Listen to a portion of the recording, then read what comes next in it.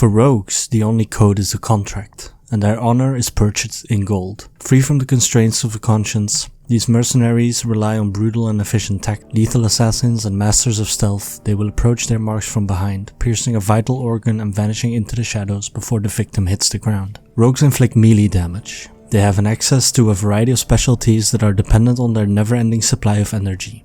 Rogues, unlike other classes, should attack from close range. Rogues' key advantage is their ability to remain undetected. Players can't notice rogues unless they're extremely near and in a 180-degree arc in front of them, or they're at a low level. Rogues can only use one-handed weapons and can only wear leather or cloth armor. They also can't utilize shields. They can use daggers, swords, maces, fist weapons, and axes. They can use one-handed weaponry with both hands. Rogues have a modest health pool, making them less durable than warriors but more than most casters. Rogues receive the ability to detect traps as a passive skill, which may be very useful in PvP settings against hunters or in dungeon featuring traps such as Icecrown Citadel. Rogues are best suited for players that like sneaking up on opponents and doing massive burst damage. Rogues have a diverse set of abilities that enable them to do tasks ranging from locating hidden entrances to slapping a magical object till it functions. They're great in a battle, and if they can attack fast and stealthily or flank an adversary with the assistance of a wise partner, they may be incredibly lethal. They are, of course, masters of stealth. The rogues of Azeroth are masters of deception, astute and clever opponents of those who dare not peer into the shadows to discover what lies there. Roguery is a job for people who like creeping through lonely woodlands, dimly lighted corridors, and fiercely defended fortresses. The rogue is a wonderful addition to any squad of adventurers, since they use deception in battle and may escape at the first distraction. Rogues are ideal spies, lethal to anyone they can catch off guard, and they have little trouble making a name for themselves in the world. Rogues are the whispers in the dark corner and the cloaked figures across dark fields, deadly masters of stealth. These vagabonds and bandits lurk across Azeroth looking for prey and profit, armed with daggers and the art of quiet killing. Almost anybody of any race may master the skills required to become a proficient rogue. Still, such a career is strange to Tauren and Draenei, making it uncommon among those races. From Mount Hyjal to Ratchet, diplomats, spies, thieves, scoundrels, performers, and simply adventurers may be found practicing just about every trade. Rogues have existed for as long as there have been dark alleyways and a demand for shady services, making them one of Azeroth's oldest professions. Rogues are a heterogeneous group made up of the dregs of society, cutthroats, pirates, thieves, and lowlifes, to name a few. The contract is the sole rule that rogues follow, and their word is only as good as the money they are paid for their services. Rogues must be skilled in lockpicking, toxicology, basic chemistry, and brawling due to the many components of their job. In battle, rogues depend on the element of surprise, as well as the techniques that most people see as disgusting and cowardly. They are seldom seen approaching a combat without poisoned weapons and a bag stocked with anything from explosives to elixirs. In order to terminate conflicts brutally and swiftly, they focus their strikes on weak places on the body. In every element of society, rogues play a significant role. They will seldom be mentioned in history books since their actions are mostly unknown to the general public, yet they are constantly there, influencing the flow of events from the shadows. From the high contract assassin hired in secret by the renowned nobleman to the poor street mugger, rogues are the ones called upon when sustaining the status quo necessitates a dubious solution.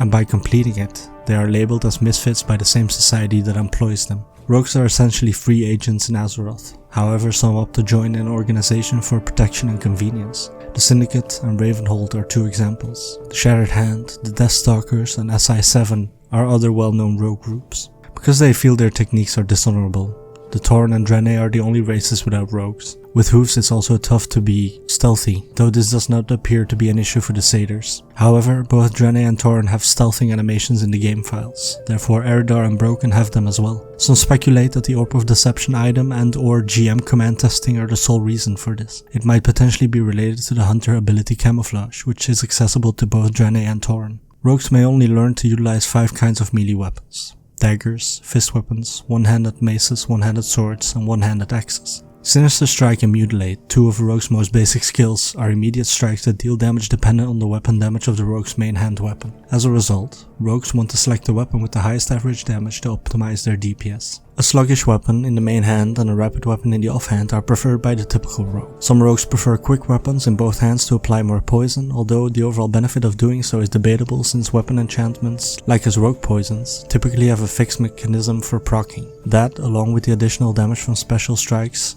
done with a slow main hand and the usual damage, suggests that picking a quick main hand while seeking to increase damage does little to no good. Although having a quick main hand allows you to do more physical damage in a shorter length of time, it has minimal effect on DPS. Finally, regardless of whether a rogue uses a fast main hand or a slow main hand, rogues agree that the offhand should always be a quick weapon. This is because, unlike the main hand, the offhand has no critical job while executing abilities, hence its primary function is to administer poisons. The only time a slow offhand is recommended is while employing a few abilities that rely more on slow weapons than quick weapons, such as Killing Spree and Mutilate. The first important class ability a rogue may get is Stealth. They have the ability to blend in with their surroundings and become almost invisible to adversaries of their level and below while traveling at a slower pace. Close range detection of stealth rogues is possible, but they will remain stealthy and transparent. Keep in mind that higher level characters and mobs may see through stealth more readily. Many rogue skills need stealth, while others necessitate being behind the target, which is sometimes only possible under stealth. Other rogue skills such as sprint and distract work well in conjunction with stealth. Some acts, such as lockpicking, will render you invisible. For rogues, stealth allows up to a variety of techniques and responsibilities. To scout dungeons, groups often depend on a rogue's stealth ability, as well as sap for crowd control.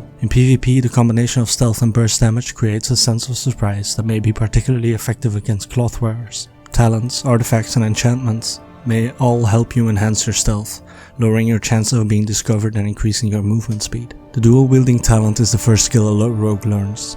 Dual wielding comes with a cost, a high risk of missing with each weapon and less damage on the offhand, but it's a useful skill for a rogue. A rogue can utilize two-handed weapons, which offer more stat bonuses, can carry a shield, and has limited offhand options. Offhand items tend to have all caster stats. The only way to gain 2 hands worth of rogue stat bonuses is to use a secondary weapon. Poisons usually cause injury to the victim, either immediately or over time, or have other side effects, slowing the target, removing the effectiveness of healing on the target, etc. Different poisons may be applied to different weapons, and quicker weapons cause the poison to proc more often. Poisons are a one-time weapon upgrade that does not stack with other enchantments like sharpening stones. All poisons have a 1-hour timer. When you hover your mouse over the weapon's attributes, the poison timer appears. Poison has no effect on stealth or shadow meld. The usage of poisons is enhanced by the number of abilities in the assassination specialty. Agent Kiernan's poison mission, Claimant's Tower, could be received at level 20 in Westfall from Agent Kiernan. If players fell to SI7 in Stormwind, Master Matthias would send them to Kiernan with the Matthias and the Defias quest when the timing was appropriate. Deep Cover, a Horde variant in Orgrimmar from Santhul, sends players to the Barrens to speak with Taskmaster Fizzle for a task named Mission Possible, but not probable. Prior to patch 3.0.0,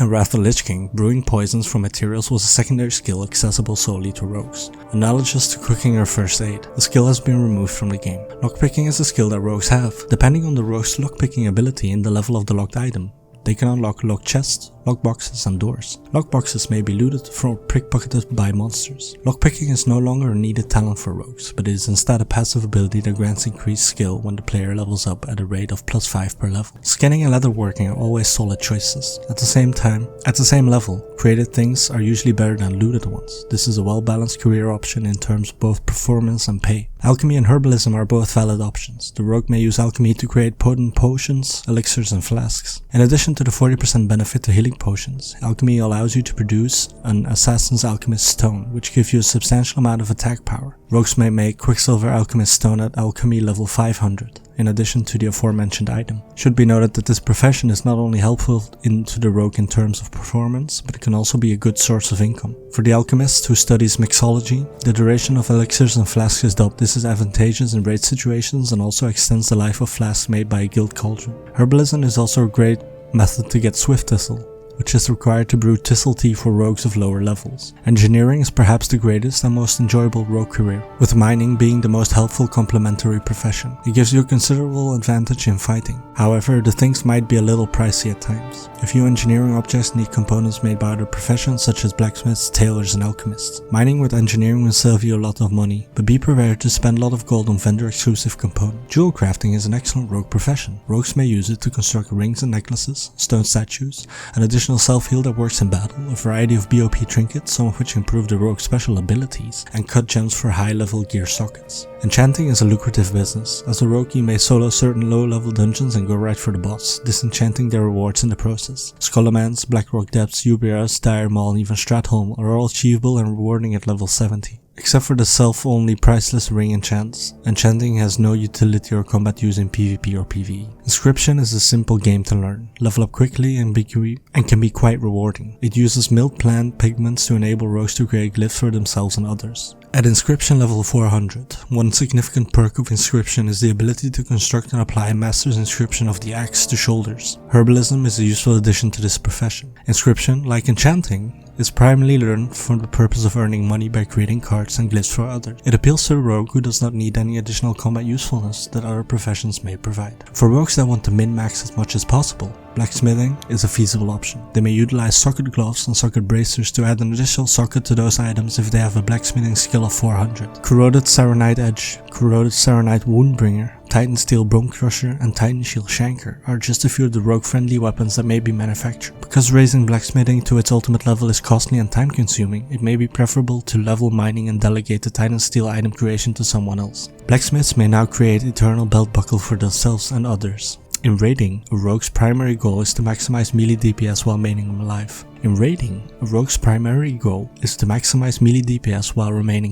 Use threat-reducing skills such as Feint, Vanish, and Tricks of the Trade as soon as possible after obtaining aggro. Rogues, like other melee DPS classes, are expected to show up to raids stocked with flasks, potions, food, and bandages. Rogues may not get many heals depending on the scenario. Rogues should be prepared to heal themselves if this is the case. Some bosses, like Kel'Thuzad and General Vizax, use rogues as interrupters, and they might be ordered to dismantle in instances like Onyxia's Lair. And that is the story of the rogue. Thank you for listening, and I will see you next time.